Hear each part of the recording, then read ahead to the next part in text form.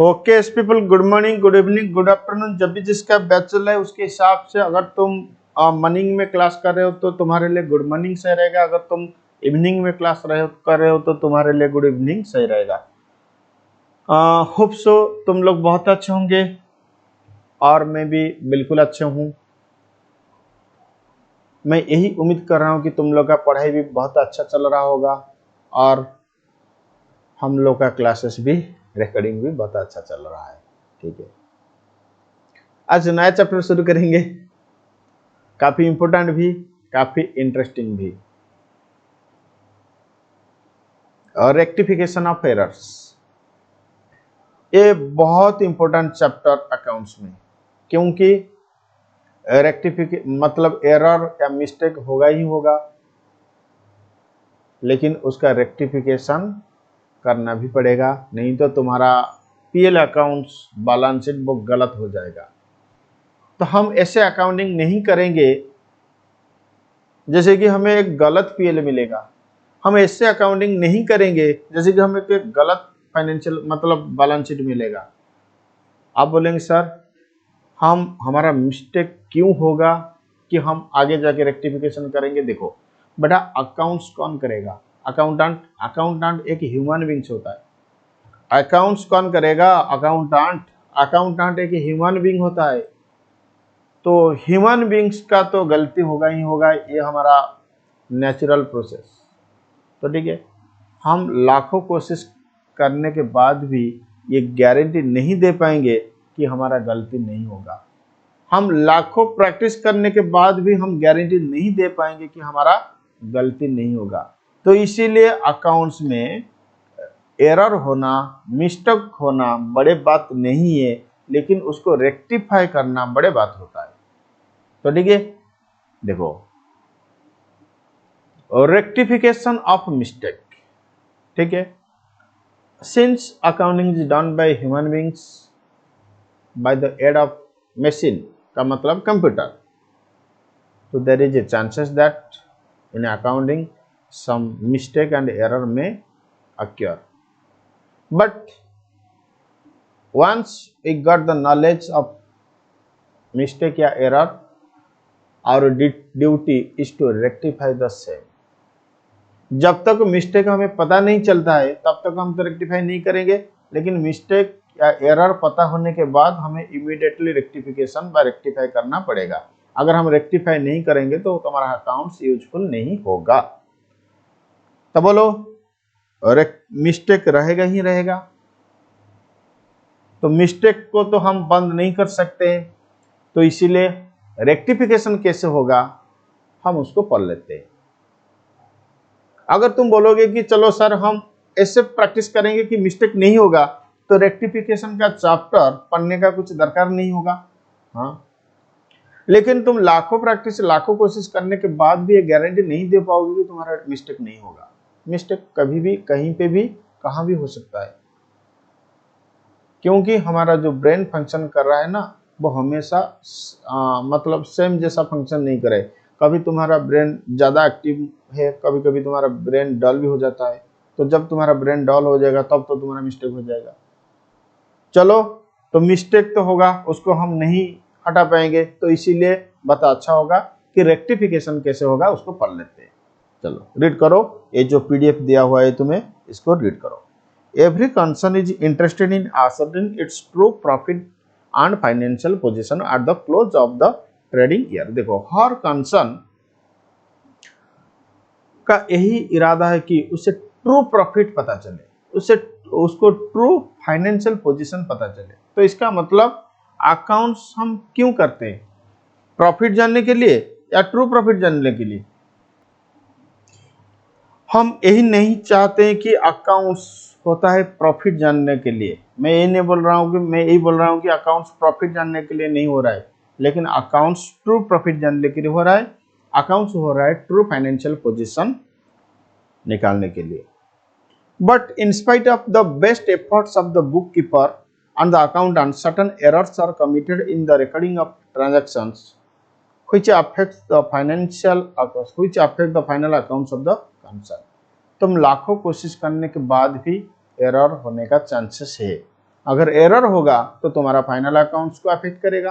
हाँ sir, therefore became almost important for the bookkeeper and the accountant to locate such error and rectify them so that correct profit and financial position of the concern may be ascertained। तो इसीलिए error को तो तुम नहीं रोक सकते हो, तो इसीलिए बेटर होगा कि तुम प्रोसीजर या टेक्निक समझो कि कैसे एरर को हम आइडेंटिफाई करेंगे, फिर उसको रेक्टिफाई करेंगे। तो अगर तुम एरर को आइडेंटिफिकेशन करने का टेक्निक्स एंड रेक्टिफाई करने का टेक्निक्स अगर तुम्हें पता चल जाएगा तो इसका मतलब तुम्हारा क्वालिटी इंप्रूव हो जाएगा। हाँ, so whenever errors in accounting records come to notice, they should be rectified without waiting till the end of accounting year when trial balance is to be prepared। देखो, अब बोलेंगे सर एरर को हम कब rectify करेंगे, हम wait करेंगे, थोड़ी देर बाद में रेक्टिफाई करेंगे या इमीडिएटली। देखो, मान लो तुम्हें कुछ डिजीज हुआ तो कब जाओगे मेडिकल, बाद में या इमीडिएटली? इमीडिएटली जाना पड़ेगा, नहीं तो वो और कुछ बॉडी का जो एलिमेंट्स होता है उसको खराब कर देगा। तो इसीलिए अगर एरर तुम्हें मिलता है, अगर एरर के बारे में तुम्हें पता चलता है, तुम इमीडिएटली रेक्टिफाई करो, वेट मत करो। अब बोलेंगे सर एरर कब होता है? देखो, जब तुम अकाउंटिंग में ट्रांजैक्शन को रिकॉर्ड करोगे तब भी एरर हो सकता है, जब तुम लेजर में पोस्टिंग करोगे तब भी एरर हो सकता है, जब तुम लेजर को बैलेंसिंग करोगे उस वक्त भी एरर हो सकता है, जब तुम ट्रायल बैलेंस बनाओगे उस वक्त भी एरर हो सकता है। तो इसका मतलब एरर कब होगा? एरर ये 4 स्टेज में हो सकता है। बोलो कितना, मतलब कौन सा स्टेज में एरर हो सकता है? At the time of recording, at the time of recording, फिर at the stage of posting, फिर at the stage of balancing, फिर at the stage of preparing trial balance, फिर at the stage of preparing trial balance. तो ठीक है, चलो तुम अब ये देखो कि कब किस प्रकार का एरर होता है। जब तुम रिकॉर्डिंग करोगे, जब तुम रिकॉर्ड करोगे, रिकॉर्ड का मतलब जर्नलाइज, जब तुम जर्नल रिकॉर्ड करोगे तब 3 प्रकार का एरर हो सकता है। Error of principal, error of omission, error of commission. अब बोलेंगे सर ये एरर ऑफ प्रिंसिपल क्या होता है, एरर ऑफ कमीशन क्या होता है, एरर्स ऑफ ओमिशन क्या होता है? देखो बेटा, ये एरर ऑफ प्रिंसिपल क्या होता है, कमीशन क्या होता है, ओमिशन क्या होता है, इसको मैं बात समझाऊंगा। लेकिन अब देखो, रिकॉर्डिंग के वक्त ये 3 प्रकार का एरर हो सकता है। प्रिंसिपल एरर हो सकता है, एरर ऑफ ओमिशन हो सकता है, एरर ऑफ कमीशन होता है। जब तुम पोस्ट करोगे लेजर में तो उस वक्त 2 प्रकार का एरर हो सकता है, एरर ऑफ ओमिशन। तो error of omission partial omission भी होता है, कंप्लीट ओमिशन भी होता है। इसका मतलब लेजर में जब तुम पोस्टिंग करोगे एरर ऑफ प्रिंसिपल से नहीं होगा, लेजर में जब तुम पोस्टिंग करोगे एरर ऑफ कमीशन नहीं होगा। जब तुम लेजर में पोस्टिंग करोगे उस वक्त एरर ऑफ ओमिशन हो सकता है। फिर से बोलेंगे कि सर एरर ऑफ ओमिशन क्या होता है? मैंने अभी बोला कि एरर ऑफ ओमिशन क्या होता है, एरर ऑफ कमीशन क्या होता है, एरर ऑफ प्रिंसिपल क्या होता है, इसको हम बाद में समझेंगे। अब तुम इतना सा समझो कि कब किस प्रकार का एरर हो सकता है। बोलो, जब तुम रिकॉर्ड करोगे, जब तुम रिकॉर्ड करोगे तब 3 प्रकार का एरर हो सकता है। रिकॉर्डिंग के वक्त, रिकॉर्डिंग मतलब जर्नल, जब तुम जर्नल रिकॉर्ड करोगे तब 3 प्रकार का एरर हो सकता है। Error of principal, error of omission, error of commission. जब तुम लेजर में पोस्टिंग करोगे, जब तुम लेजर में पोस्टिंग करोगे तो उस वक्त एरर ऑफ ओमिशन होता है, एरर ऑफ कमीशन होता है, लेकिन एरर ऑफ प्रिंसिपल नहीं होता है। सॉरी, मैंने थोड़ी देर पहले बोल दिया कि एरर ऑफ ओमिशन, लेकिन 2 प्रकार का एरर हो सकता है लेजर पोस्टिंग में, error of principal, sorry error of omission, error of commission. अगर एरर ऑफ ओमिशन होगा वो 2 प्रकार का होगा, पार्शियल और कंप्लीट, पार्शियल ओमिशन या कंप्लीट ओमिशन। अगर एरर ऑफ कमीशन होगा वो 3 प्रकार का, posting to wrong account, posting on wrong side, posting of wrong amount.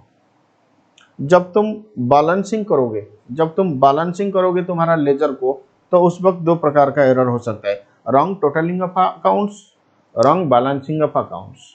जब तुम ट्रायल बैलेंस बनाओगे तब एरर ऑफ ओमिशन भी हो सकता है, एरर ऑफ कमीशन भी हो सकता है। अगर एरर ऑफ कमीशन होगा तो wrong account, wrong amount, wrong side.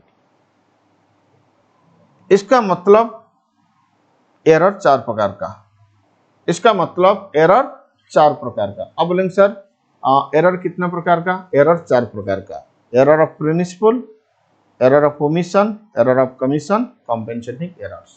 बोलो फटाफट, एरर कितने प्रकार का? सर एरर 4 प्रकार का। Error of principal, error of omission, error of commission, compensating errors, compensating errors. ठीक है, तो फटाफट याद करने के लिए हम कोशिश करते हैं। हमारा 2 ड्यूटीज रहेगा, हम पहले समझेंगे फिर उसके बाद याद करेंगे। अगर हम समझ जाएंगे, याद नहीं रहता है तो हम आगे नहीं जा पाएंगे।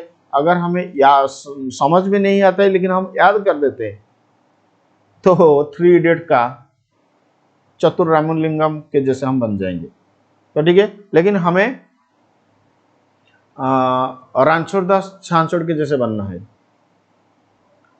हमें डिग्री मिलेगा या नहीं मिलेगा उसमें कुछ फर्क नहीं पड़ेगा, लेकिन हमें क्वालिटी चाहिए, हमें क्वालिटी चाहिए।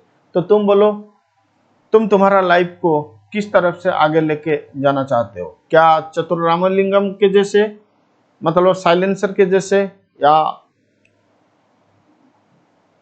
रणछोड़ दास छाछोड़ को? अब बोलेंगे सर हमें तो रणछोड़ दास छाछोड़ के जैसे आगे जाना है, तो इसीलिए हम डिग्री के पीछे नहीं भागेंगे, हम सक्सेस के पीछे नहीं भागेंगे, हम एक्सीलेंसी का पीछा करेंगे। सक्सेस झक मार के हमारे सामने आ जाएगा। तो ठीक है, तो इसीलिए हम क्वालिटी के साथ आगे जाएंगे, हम ज्यादा बकवास नहीं करेंगे। ठीक है, देखो बोलो क्या एरर को तुम रोक पाओगे? बोलो अकाउंट्स में एरर होगा ही होगा, क्या तुम एरर्स को रोक पाओगे? नहीं। अगर एरर्स को नहीं रोक पाओगे तो तुम्हें एरर को आइडेंटिफाई करना एंड एरर को रेक्टिफाई करना, इसका प्रोसीजर सीखना होगा। तो ठीक है, एरर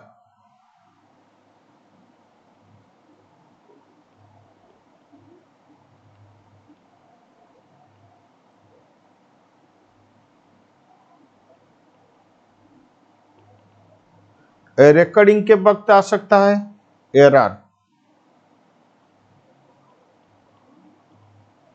पोस्टिंग के वक्त भी आ सकता है, error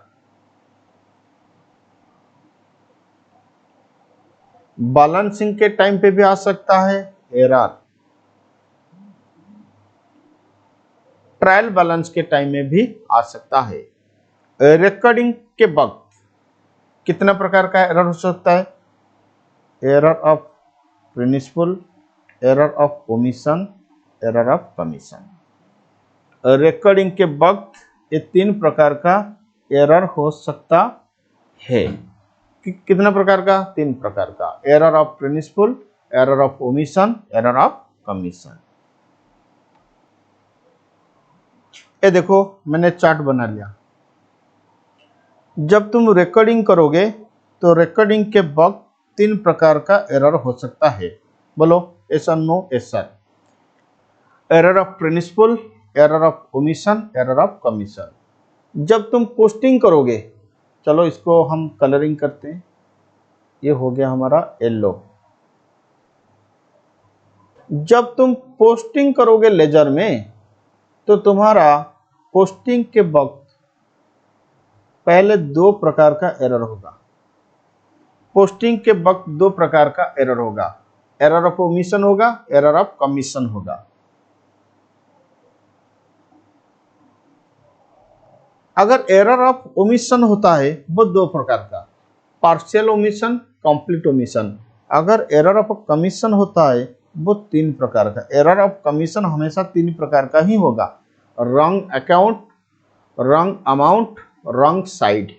wrong account, wrong amount, wrong side. अगर तुम बैलेंसिंग कर रहे हो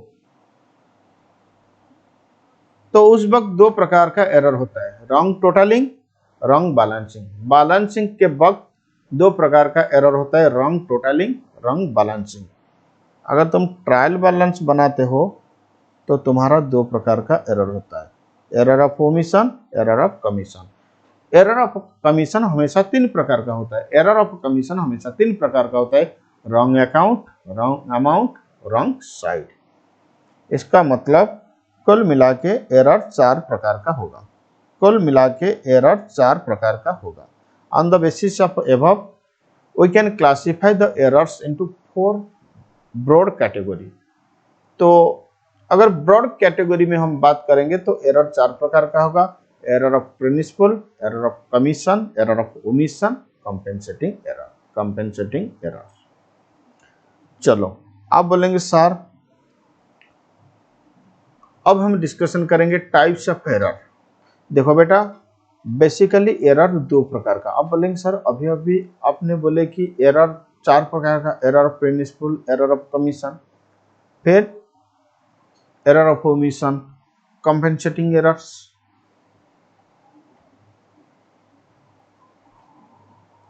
फिर भी अभी आप बोलते हैं कि एरर दो प्रकार का। देखो बेटा एरर दो प्रकार का,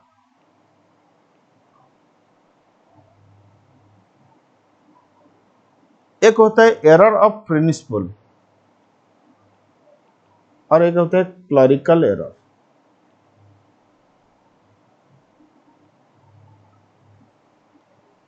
तुम गलत रूल अप्लाई करोगे, गलत रूल अप्लाई करोगे। अकाउंटिंग एक रूल के हिसाब से होगा, अकाउंटिंग के लिए एक प्रैक्टिस है, अकाउंटिंग के लिए एक प्रिंसिपल है, अकाउंट्स के लिए रूल्स रेगुलेशन है।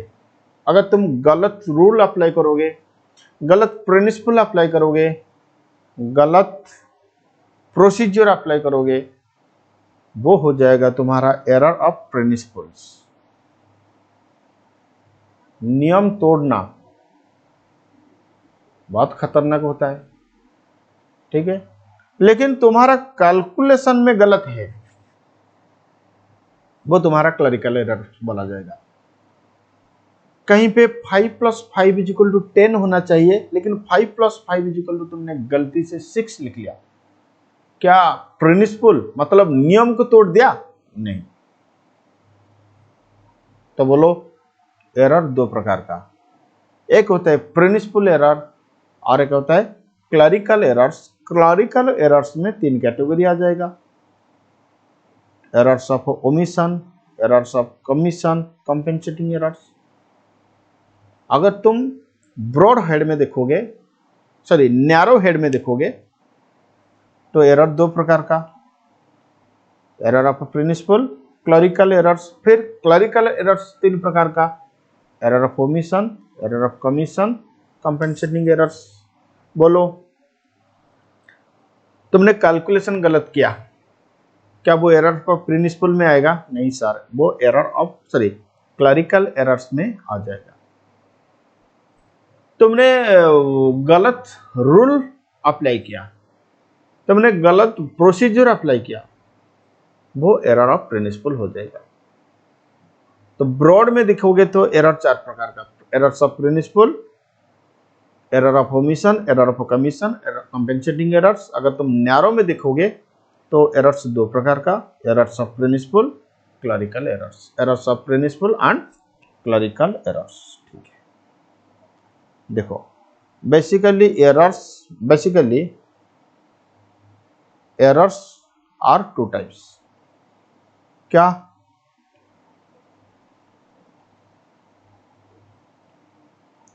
Errors of principal, clerical errors. Error दो प्रकार का, errors of principal, clerical errors. अब बोलेंगे सर ये एरर ऑफ प्रिंसिपल क्या होता है? इसको रीड करो, इसको रीड करोगे तो तुम्हें पता चलेगा कि एरर ऑफ प्रिंसिपल क्या होता है। When a transaction is recorded in contravention of accounting principles, गलत प्रिंसिपल अप्लाई करोगे तो एरर ऑफ प्रिंसिपल होगा। मैंने अभी अभी बताया था कि अकाउंट्स ऐसे नहीं होता है, accounts is subject to some rules regulation of principle, accounting standards in AS, बहुत आईएफआरएस, बहुत कुछ होता है अकाउंटिंग का रूल, अकाउंटिंग में रूल देने के लिए। अगर तुम अकाउंटिंग प्रिंसिपल को कंट्रावेशन कर रहे हो अगर तुम अकाउंटिंग प्रिंसिपल्स को कंट्रीब्यूशन कर रहे हो तो वो हो जाएगा तुम्हारा एरर्स ऑफ प्रिंसिपल। अब बोलेंगे सर प्रिंसिपल को हम कंट्रीब्यूशन करेंगे, एक दो एग्जांपल देके समझाइए। देखो तुमने एसेट परचेज किया, तुमने एसेट परचेज किया, वो कैपिटल एक्सपेंडिचर होना चाहिए। हाँ मैंने बताया था कि जब तुम कैपिटल एसेट्स खरीदोगे तो asset account debited to cash होगा, वो एसेट सीधा तुम्हारा पीएल सॉरी बैलेंस शीट को जाएगा, एसेट साइड में रिकॉर्ड होगा।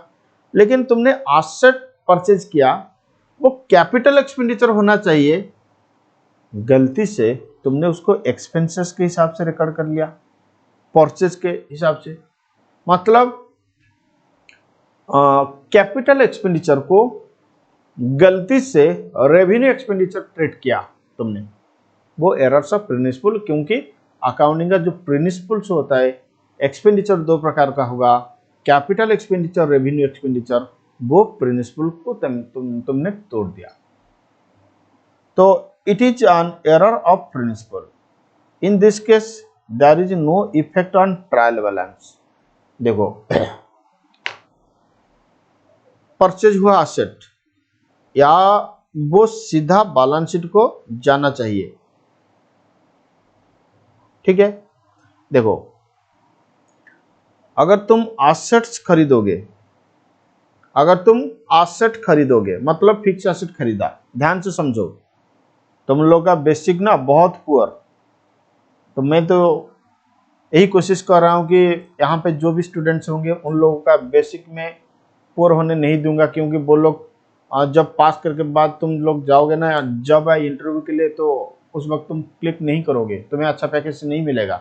तो शुरू से तुम अकाउंटिंग को कंसेप्चुअल के साथ पढ़ो। अगर तुम कंसेप्ट के साथ नहीं पढ़ोगे तो तुम्हें ज़्यादा नहीं मिलेगा, क्या अच्छा पैकेज नहीं मिलेगा। तो अभी भी टाइम वक्त है, तुम चेंज कर लो।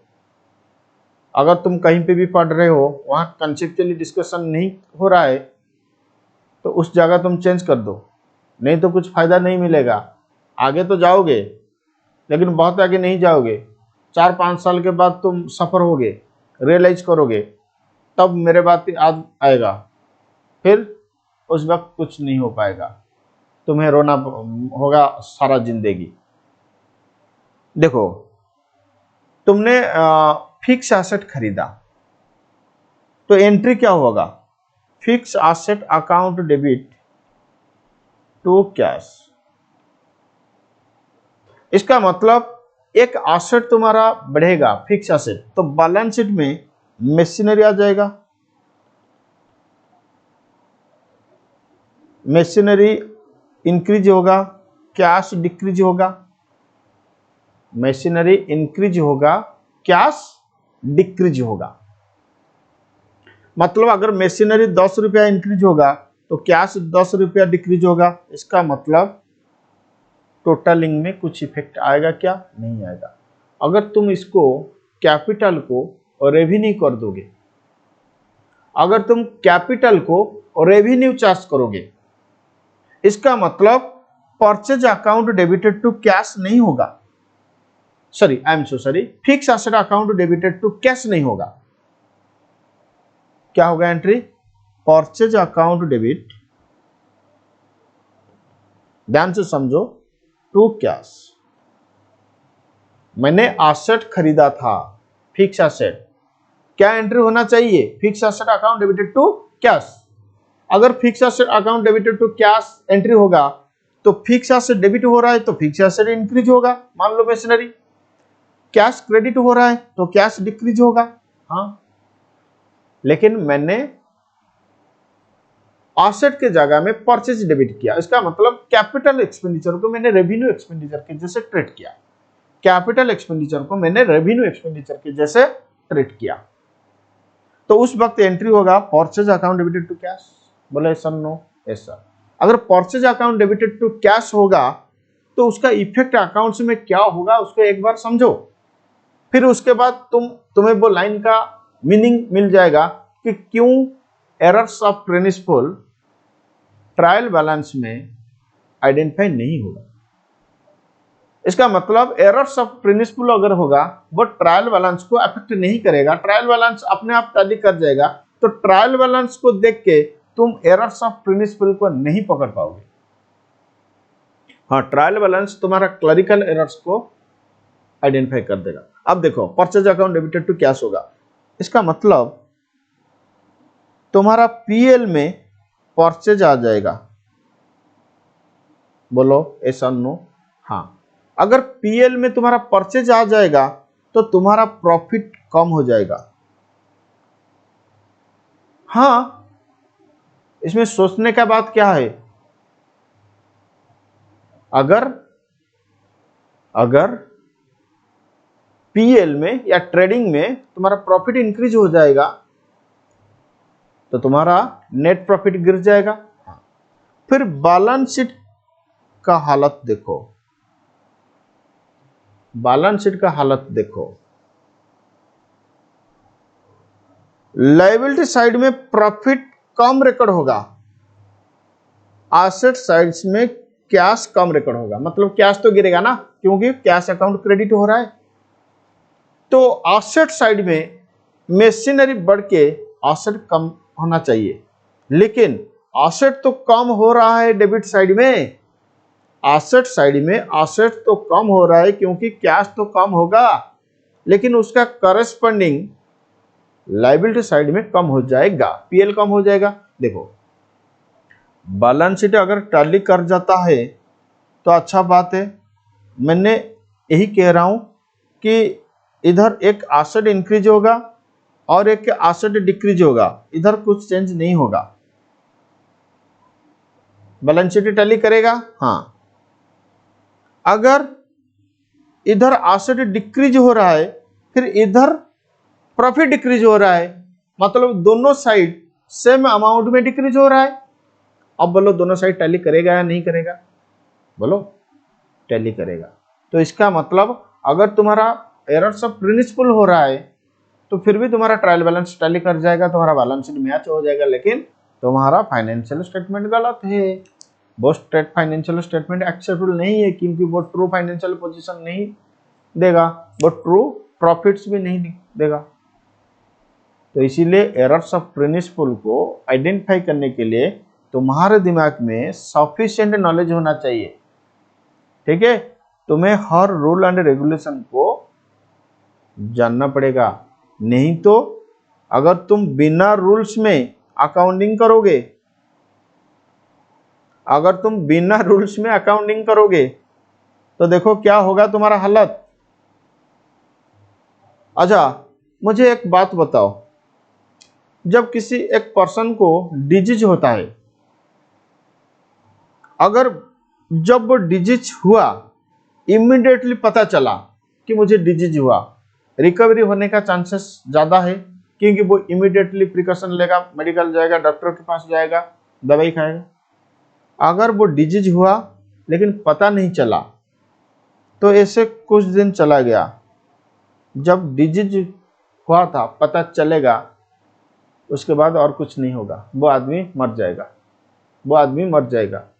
ये होता है तुम्हारा कैंसर डिजीज। जब कैंसर तुम्हारे बॉडी के अंदर होता है तो तुम्हें पता नहीं चलता है, और जब पता चलता है उसके बाद कुछ नहीं हो पाता, तो तुम्हें मरना होगा। हाँ, लेकिन मान लो तुम्हें सर्दी हुआ, जब सर्दी होगा या तुम्हारा मतलब माथे में पेन हो रहा है सर्दी के वजह से, तो जब इमीडिएटली हुआ तब तुम्हारा इफेक्ट आइडेंटिफाई हो जाएगा, तुम दवाई खा लोगे। बोलो ज्यादा खतरनाक कौन है, कैंसर या सर्दी? Sir cancer. तो अकाउंट्स में एरर्स ऑफ प्रिंसिपल कैंसर जैसे होता है। समझ में आया मेरे बात? अकाउंट्स में एरर्स ऑफ प्रिंसिपल कैंसर जैसे होता है। अगर तुम रूल को नहीं पहचानोगे, अकाउंट्स का रूल तुम्हें मालूम नहीं होगा, तुम जिस कंपनी में अकाउंट्स करोगे तो उस कंपनी को कैंसर ही होगा। जब वो कंपनी को पता चलेगा कि तुम्हारे वजह से उस कंपनी को कैंसर हुआ है, तो तुम्हारा हालत क्या होगा तुम सोच सकते हो। मैं कुछ नहीं बोलूंगा। मेरे बात समझ में आ रहा है? बोलो ऐसा नो। मैं यही कह रहा हूं कि अकाउंट्स में एरर्स ऑफ प्रिंसिपल कैंसर जैसे होता है, ठीक है, वो इमीडिएटली आइडेंटिफाई नहीं होता है। तो कैंसर को आइडेंटिफाई करने के लिए तुम्हारे पास सफिशिएंट नॉलेज टैलेंट होना चाहिए। तो ठीक है, अगर तुम सफिशिएंट नॉलेज के बिना जाके किसी जगह में अकाउंटिंग करोगे, क्या अच्छा अकाउंटिंग आएगा या कैंसर जैसे अकाउंटिंग आएगा? मतलब जिस कंपनी का तुम पीएल बनाओगे वो पीएल को कैंसर हुआ है, जिस कंपनी का तुम बैलेंस शीट बनाओगे वो कैंसर अफेक्टेड बैलेंस शीट होगा। इसका मतलब अगर कंपनी का पीएल को कैंसर हो जाएगा या कंपनी का बैलेंस शीट को कैंसर हो जाएगा, तो क्या वो कंपनी गोइंग कंसर्न में रहेगा या कुछ दिनों बाद मर जाएगा? कुछ दिनों बाद मर जाएगा। जब कंपनी मरेगा तो तुम्हारा हालत क्या होगा? सर क्षमा कर दीजिए, हम ऐसे नहीं पढ़ेंगे कि किसी कंपनी को पीएल को हम कैंसर करेंगे, ठीक है। तो इसीलिए पहले अकाउंट्स का रूल रेगुलेशन। अब बोले सर अकाउंट्स का रूल रेगुलेशन हमें कहाँ मिलेगा? हमें तो पता था कि बैलेंस शीट अगर टैली कर जाता है तो हमारा अकाउंट सही है। बेटा बैलेंस शीट टैली करेगा या नहीं करेगा इसमें कोई बड़ा बात नहीं है। अगर तुम सही तरीके से अकाउंट्स को पढ़ोगे, अगर तुम सही तरीके से अकाउंट्स करोगे तो तुम्हारा बैलेंस शीट डेफिनेटली टैली करेगा। सर आप ना आज हमारा आंख खोल दिए। अकाउंट्स में एरर्स ऑफ प्रिंसिपल कैंसर, हाँ कैंसर। चलो फिर आगे रीड करो। It is an error of principle. In this case, there is no effect on the trial balance, and the amounts are placed on correct side. Throw in a wrong account. Suppose on the purchase of a trial, चलो example दे दिया, तुम उसको पढ़ सकते हो, कोई बात नहीं। लेकिन मैं जितना कंसेप्ट बोल दिया ना, तुम्हारा दिमाग खुल जाएगा। तो इसीलिए मैं यही कह रहा हूं कि मेरे अकाउंट्स क्लास ज्वाइन करो। Now choice is yours, now choice is yours. अगर तुम्हें एक अच्छा कैरियर चाहिए तो तुम हमारा अकाउंट्स क्लास ज्वाइन करो। अगर तुम्हें अच्छा कैरियर नहीं चाहिए, तुम कहीं पे भी पढ़ सकते हो, मेरा कुछ नुकसान नहीं होगा। तो ठीक है, क्योंकि बहुत कम स्टूडेंट्स ऐसे होते हैं जिसको अच्छा कैरियर नहीं चाहते, जो लोग अच्छे कैरियर नहीं चाहते, लेकिन बहुत ज़्यादा स्टूडेंट्स ऐसे होते हैं जिसको कंसेप्चुअल नॉलेज चाहिए, अच्छा कैरियर चाहिए। अगर देखो फिर से मैं एक अनाउंसमेंट कर रहा हूं कि अगर तुम्हें कोई बोल रहा है कि देव सर अकाउंट्स अच्छे नहीं पढ़ाते हैं, तुम उसके बात को इग्नोर करो, क्योंकि मेरा वीडियो क्लास देख के तुम जजमेंट करो कि मैं कैसे अकाउंट्स पढ़ाता हूँ। हाँ, फिर वो लोग कहते हैं कि वहाँ पे कोर्स खत्म नहीं होता है। बेटा कोर्स खत्म नहीं होता है तो बहुत सारे स्टूडेंट्स कैसे पास किए? मेरा अकाउंट्स में 85 95 तक मार्क्स जा चुका है। मेरे पास जो भी अकाउंट्स पढ़ के गए वो लोग कभी इंटरव्यू में फेल्योर नहीं होते हैं, अच्छा पैकेज मिलता है उन लोगों को, क्योंकि वो लोग बेसिक बहुत स्ट्रांग होता है। मैं खुद के बारे में तारीफ नहीं कर रहा हूँ, लेकिन मेरा क्लासेस को प्रमोट करने के लिए, एक स्टूडेंट को अच्छे इन्फॉर्मेशन देने के लिए मुझे तो ये बात बोलना ही होगा। क्या मैं झूठ बोल रहा हूँ? नहीं। चलो आगे पढ़ो, और मैं मेरे क्लासेस का हाईलाइट्स नहीं करूँगा। आप बोलेंगे सर आपका क्लासेस क्या है? देखो ये हमारा क्लासेस, ठीक है। अगर तुम एक्चुअली मेरा फिजिकल क्लासेस भुवनेश्वर में प्रोवाइड हो रहा है। अगर तुम भुवनेश्वर में रहते हो तो तुम हमारा फिजिकल क्लासेस ज्वाइन कर सकते हो। अगर तुम भुवनेश्वर में नहीं रहते हो तो तुम हमारा pen drive classes, face to जो mobile application classes, Google drive classes भी खरीद सकते हो। अगर तुम pen drive classes, Google drive classes खरीदते हो, डाउट तो नहीं आएगा। अगर डाउट आएगा तो उसका जिम्मेदारी मेरा कि मैं तुम्हें कैसे क्लियर कराऊंगा। चलो ये हो गया अनाउंसमेंट, एडवर्टाइजमेंट। चलो एरर के पास।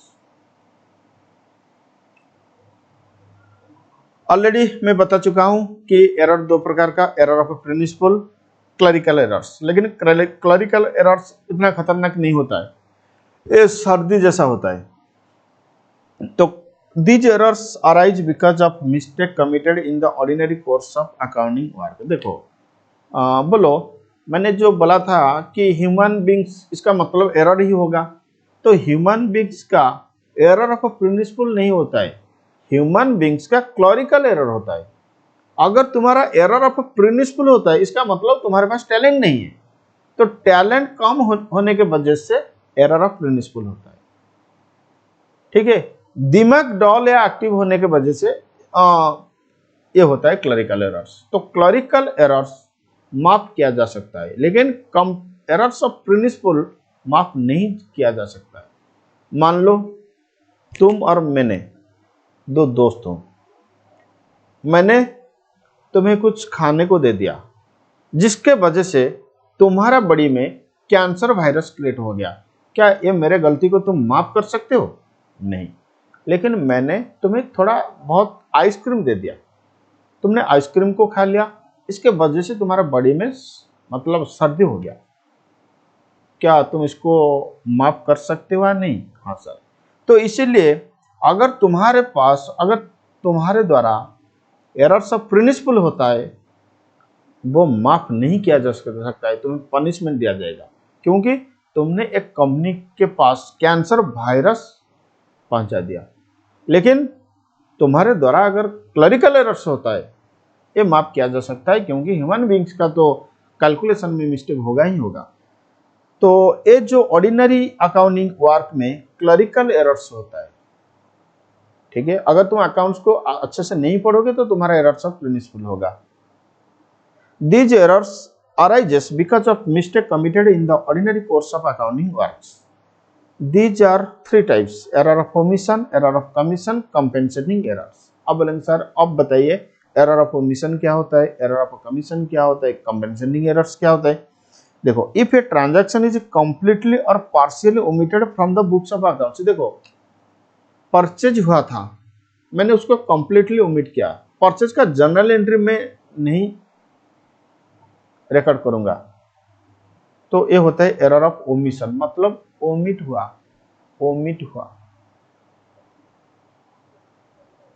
It will be a case of omission. Example would be not recording a credit purchase of furniture or not posting an entry into the ledger. मैंने रिकॉर्ड ही नहीं किया, जर्नल नहीं किया, फिर उसके बाद लेजर में पोस्टिंग नहीं किया, तो मेरा अकाउंट्स नहीं बिगड़ जाएगा, मेरा अकाउंट्स बैलेंस शीट सब टैली करेगा। मतलब एरर ऑफ ओमिशन के द्वारा तुम्हारा ट्रायल बैलेंस में कुछ मिस्टेक नहीं होगा, मतलब ट्रायल बैलेंस हो या बैलेंस शीट टैली कर देगा।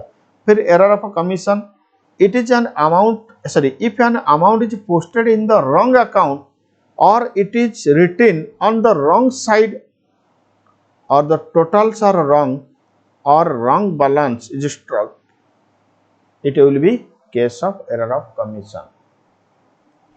देखो, प्रिंसिपल एरर्स क्या हुआ था समझ में आ चुका है। हाँ, एरर ऑफ ओमिशन मतलब कंप्लीटली ओमिटिंग ए ट्रांजैक्शन, इसको अंडरलाइन करो, कंप्लीटली या पार्शियली ओमिटेड, इसको अंडरलाइन करो, कंप्लीटली या पार्शियली ओमिटेड, कंप्लीटली या partially omitted. Error of commission का मतलब होता है जो अमाउंट पोस्टिंग हुआ है या तो वो रॉन्ग अकाउंट में या रॉन्ग साइड में या टोटल्स रॉन्ग या wrong balance, it will be a case of error of omission, sorry commission. फिर कॉम्पेंसेटिंग एरर, मैंने एक गलती किया, उसके मतलब मैंने एक गलती किया फिर और एक गलती किया, दोनों का इफेक्ट कॉम्पेंसेट हो रहा है, दोनों का इफेक्ट कॉम्पेंसेट हो रहा है,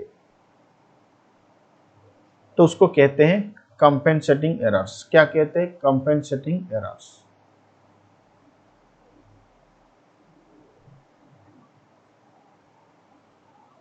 If the effect of errors committed cancel out, the error will be called compensating error. मैंने एक गलती किया था, मिस्टेक किया था, उसका कुछ इफेक्ट होना चाहिए और एक गलती के वजह से वो इफेक्ट मिटिगेट हो रहा है, कैंसिल हो रहा है, नलिफाई हो रहा है, इसको कहते हैं कंपेंसेटिंग एरर। ट्रायल बैलेंस तो एग्री हो जाएगा क्योंकि इफेक्ट तो कुछ नहीं आएगा ना, मैंने एक मिस्टेक किया। देखो अब बोलेंगे सर एक एग्जांपल दे दीजिए। देखो अकाउंट्स का तो एग्जांपल मैं नहीं दूंगा अभी, मैं रियल लाइफ का एग्जांपल दे रहा हूं, ठीक है। तुमने गलती से कुछ फ्रूट्स खा लिया, अब बोलेंगे सर कितना फ्रूट्स, 2 फ्रूट्स। ये जो पहला वाला फ्रूट्स खाया था उसके वजह से तुम्हारा बॉडी में कुछ सर्दी, मतलब सर्दी हो गया, मतलब कोल्ड पहुंचाया।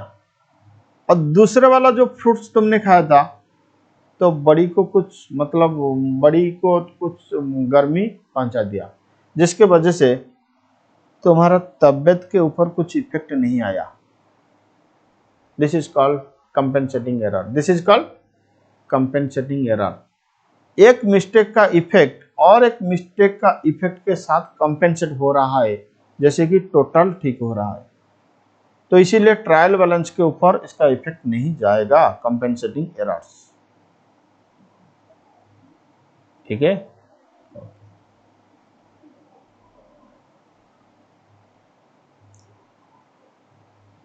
चलो ये था हम लोग का एरर।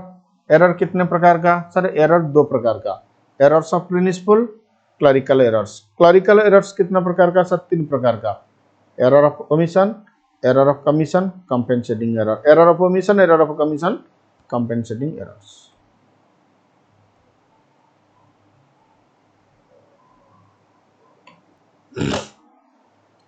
देखो कुछ एरर्स ऐसे हैं जिसका इफेक्ट ट्रायल बैलेंस में आता है, कुछ एरर्स ऐसे हैं जिसका इफेक्ट ट्रायल बैलेंस में नहीं आता है। मतलब कुछ एरर्स होने के बाद भी तुम्हारा ट्रायल बैलेंस एग्री करेगा, कुछ एरर होने के बाद तुम्हारा ट्रायल बैलेंस एग्री नहीं करेगा। अगर ट्रायल बैलेंस के ऊपर इफेक्ट के हिसाब से तुम एरर का कैटेगरी करोगे तो एरर 2 प्रकार का आएगा। हाँ, तो और एक क्लासिफिकेशन देख लो, और एक क्लासिफिकेशन को देख लो। From the another point of view, error may be divided into 2 categories. From the another point of view, errors may be divided into 2 categories. क्या है वो category? Sir, those that affect the trial balance, because of the errors the trial balance does not agree. कुछ errors ऐसे होता है जिसके वजह से तुम्हारा ट्रायल बैलेंस एग्री नहीं होगा, कुछ एरर्स ऐसे होता है कि जिसके वजह से तुम्हारा ट्रायल बैलेंस एग्री नहीं होगा। फिर कुछ एरर्स ऐसे होता है कि जिसके वजह से तुम्हारा ट्रायल बैलेंस टैली हो जाएगा, मतलब ट्रायल बैलेंस के ऊपर कुछ इफेक्ट नहीं पड़ेगा, ठीक है। चलो क्या है वो एरर्स उसको एक बार रीड कर देते हैं, लेकिन उसके बारे में अभी नहीं समझेंगे। ये सब एरर होगा तो ट्रायल बैलेंस के ऊपर इफेक्ट आएगा, मतलब तुम्हारा ट्रायल बैलेंस टैली नहीं होगा। ये सब एरर्स आएगा तो तुम्हारा ट्रायल बैलेंस टैली नहीं होगा, ये सब एरर्स आएगा तो तुम्हारा ट्रायल बैलेंस टैली नहीं होगा। क्या? Wrong casting of subsidiary books, wrong balancing of an account, posting an amount on wrong side, wrong posting मतलब writing the wrong amount, omitting to post an amount from a subsidiary books, omitting to post the total of subsidiary book, omitting to write the cash book balance in a trial balance। इसको read करो। अगर ये सब error होगा तो तुम्हारा trial balance tally हो जाएगा। Errors that do not affect the trial balance, errors that do not affect the trial balance क्या है? omitting an entry altogether from the subsidiary books, making an entry in the wrong subsidiary books, posting an amount in wrong account but on correct side, etc। अब बोलेंगे sir ये सब point हमें समझ में नहीं आया, ये सब पॉइंट को समझने के लिए मैंने भी बोला था कि मत समझो, इसको बाद में समझोगे, अभी समझ में नहीं आएगा। बोलो, अगर इस चार्ट को तुम देखोगे, क्या ये चार्ट तुम्हें क्लियरली विजिबल हो रहा है? नहीं। देखो, एरर दो प्रकार का होता है, error of principal, clerical errors. हाँ, एरर दो प्रकार का होता है, एरर्स ऑफ प्रिंसिपल फिर क्लरिकल एरर्स। ठीक है, पहले एरर्स ऑफ प्रिंसिपल को देखो। एरर्स ऑफ प्रिंसिपल, इसका मतलब क्या होता है? रॉन्ग प्रिंसिपल अप्लाई करोगे तो वो हो जाएगा तुम्हारा एरर्स ऑफ प्रिंसिपल। फिर क्लरिकल एरर्स तीन प्रकार का, क्लरिकल एरर्स तीन प्रकार का, errors of omission, errors of commission, compensating errors. Errors of omission का मतलब होता है या तो पार्शियली ओमिट, नहीं तो कंप्लीट ओमिट। तो एरर्स ऑफ ओमिशन दो प्रकार का, एरर्स ऑफ ओमिशन दो प्रकार का। क्या? Omitting an entry completely from the subsidiary books, trial balance will agree. अगर कंप्लीटली तुम ओमिट करोगे तो ट्रायल बैलेंस एग्री होगा। अगर पार्शियली ओमिट करोगे, पार्शियली मतलब एक साइड ओमिट करोगे, दूसरा साइड रिकॉर्ड करोगे, तो ट्रायल बैलेंस टैली नहीं होगा। तो omitting an entry completely from the subsidiary books, तो ट्रायल बैलेंस एग्री हो जाएगा। अगर omitting to post ledger accounts from the subsidiary, मतलब omitting to post the ledger account from the subsidiary books, trial balance will not agree. फिर error of commission, error of commission, writing wrong amount in subsidiary books, wrong casting, posting the wrong amount in the ledger, posting amount on wrong side, wrong balancing। ये जो second चार है इसके लिए trial balance agree नहीं होगा, लेकिन पहला के लिए मतलब wrong amount in the subsidiary books trial balance agree हो जाएगा। इसको हम एकदम लास्ट को समझेंगे। ओके, चलो अब बोलेंगे सर रेक्टिफिकेशन का टेक्निक्स बताइए। देखो, रेक्टिफिकेशन का टेक्निक्स हम समझेंगे, ठीक है। तो रेक्टिफिकेशन के लिए हमें दो स्टेप्स अप्लाई करना पड़ेगा। रेक्टिफिकेशन के लिए हमें दो स्टेप्स अप्लाई करना पड़ेगा। पहले एरर को आइडेंटिफाई करना, फिर उसके बाद रेक्टिफाई करना। मतलब रेक्टिफिकेशन में हमारा दो स्टेप्स होगा। Step one, identify the error, मतलब locating the error, locating the error. फिर second step, rectifying the error. तो steps to locate errors, steps to locate errors, कुछ थ्योरेटिकल पॉइंट्स दिया हुआ है, तो इसको खुद रीड कर लेना कि हाँ हम एरर को कैसे लोकेट करेंगे, लेकिन मैं समझाऊंगा रेक्टिफिकेशन कैसे करोगे। लोकेशन इतना मतलब डिफिकल्टी टास्क नहीं है, लोकेट हो जाएगा। जब तुम एरर को रेक्टिफाई करोगे तब देखो क्या ट्रायल बैलेंस हम बना चुके हैं या अभी तक ट्रायल बैलेंस हम नहीं बना है। इसका मतलब रेक्टिफिकेशन एरर का टाइम तुम देखोगे, क्या तुम्हारा ट्रायल बैलेंस अभी तक भी हम नहीं बना है, मतलब रेक्टिफिकेशन हो सकता है before preparation of trial balance. Rectification हो सकता है before preparation of trial balance. फिर अगर ट्रायल बैलेंस बन चुका है तो फिर तुम देखो क्या अकाउंट्स फाइनलाइज हो चुका है या नहीं हो चुका है। अगर ट्रायल बैलेंस बन चुका है मतलब after trial balance prepared but before final accounts are drawn. फिर आफ्टर फाइनल अकाउंट्स मतलब ट्रायल बैलेंस तो हो चुका है, फाइनल अकाउंट्स हो चुका है।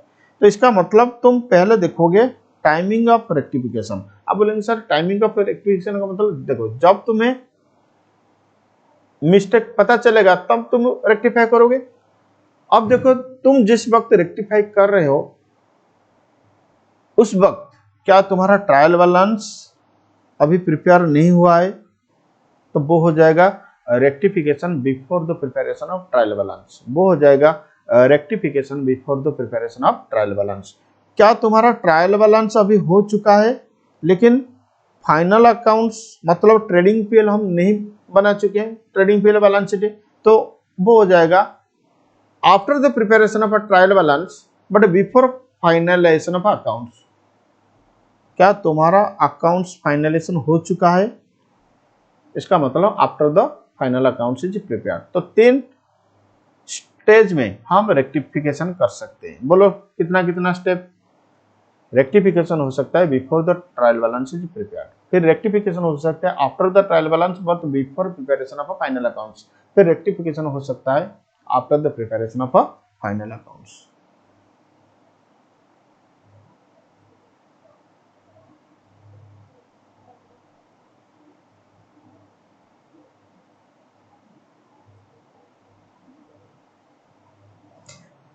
देखो, अगर before preparation of a final accounts तुम रेक्टिफाई करोगे, ये बहुत before preparation of a final trial balance अगर तुम रेक्टिफाई करोगे, ये बहुत आसान से रेक्टिफाई हो जाएगा, क्योंकि फाइनल अकाउंट्स अभी तक हम नहीं बनाए हैं। देखो ट्रायल बैलेंस गलत हुआ तो उसको क्या फेंक देंगे, फाड़ के फेंक देंगे, नया पेपर में हम ट्रायल बैलेंस बनाएंगे, ठीक है। लेकिन पीएल को तुम फाड़ के नहीं फेंक सकते हो, बैलेंस शीट को तुम फाड़ के नहीं फेंक सकते हो। तो अगर तुम्हारा रेक्टिफिकेशन ट्रायल बैलेंस बनाने से पहले हो रहा है, अगर तुम्हारा रेक्टिफिकेशन ट्रायल बैलेंस बनाने से पहले हो रहा है, तो इतना सा याद रखो कि तुम्हारा रेक्टिफिकेशन आसान से हो जाएगा, तुम्हारा रेक्टिफिकेशन आसान से हो जाएगा।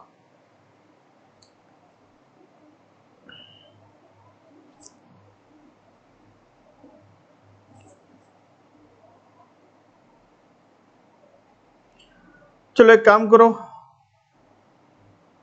मैं इस वीडियो को यहीं पे ब्रेक कर रहा हूं, ठीक है। लेकिन इसके बाद मैं एक वीडियो दूंगा, मतलब मैंने एक कुछ थियोरिटिकल बेसिक नॉलेज मुझे देना पड़ेगा। अगर मैं बेसिक नॉलेज नहीं दूंगा तो तुम लोग फाउंडेशन या इंटरमीडिएट या फाइनल लेवल में अगर तुम्हारे पास नॉलेज नहीं होगा तो तुम आगे नहीं जा पाओगे। तो इसीलिए हम अगले वीडियो में सीखेंगे एरर कितना प्रकार का होता, सब्सिडियरी बुक क्या होता है, कुछ थियोरिटिकल पॉइंट समझेंगे। अगर वो पॉइंट्स मैंने नेक्स्ट वीडियो में नहीं दिया तो तुम इतना सा याद रखो कि मैं डेफिनेटली आगे डिस्कशन कर दूंगा, ठीक है। तो इस वीडियो को मैं यहीं पे ब्रेक कर रहा हूं, 1 घंटा का वीडियो हो चुका है, मतलब अभी 8 मिनट बाकी है। तो नए वीडियो में हम रेक्टिफिकेशन का टेक्निक सीखेंगे। बिफोर ट्रायल बैलेंस अगर रेक्टिफाई करोगे तो क्या होगा, एरर को तुम लोकेट कैसे करोगे, फिर after trial balance but before final accounts होगा तो क्या होगा, फिर आफ्टर फाइनल अकाउंट्स होगा तो क्या होगा। तो आज के लिए इतना, थैंक यू, टाटा, बाय।